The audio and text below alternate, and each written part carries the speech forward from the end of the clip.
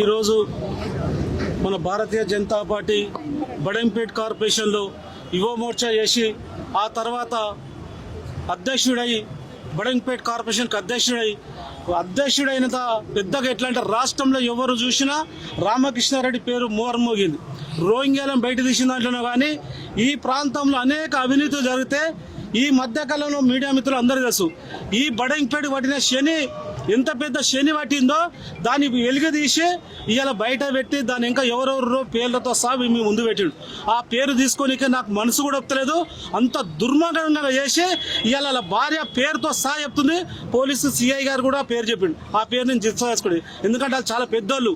ఎందుకంటే చాలా ఏమంటారు పెద్ద గ్రామ పంచాయతీ చేసిరు, అదేవిధంగా కార్పొరేషన్ చేసినాం, మేము అనేక మంది చేసిరు కదా. ఇవాళ ప్రాణాలు తీసిన పుణ్యం కూడా మీకు దక్కుతుందని ఈ సందర్భంగా చెప్తున్నా. నిజంగా కూడా మా రామకృష్ణారెడ్డి గారు లేని లోటు చాలా బాధాకరం.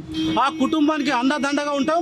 నిజంగా కూడా భగవంతుని కోరుకోవడం ఏంటంటే ఆయన ఆత్మకు శాంతి కలగాలని కోరుకుంటాం.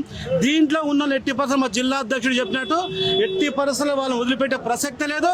వాళ్ళని వెంబడి పడి వాళ్ళకి శిక్ష పడేంత వరకు తరిమి దాని వెంబడి పడి వాళ్ళకి శిక్ష పడే విధంగా చూస్తాం.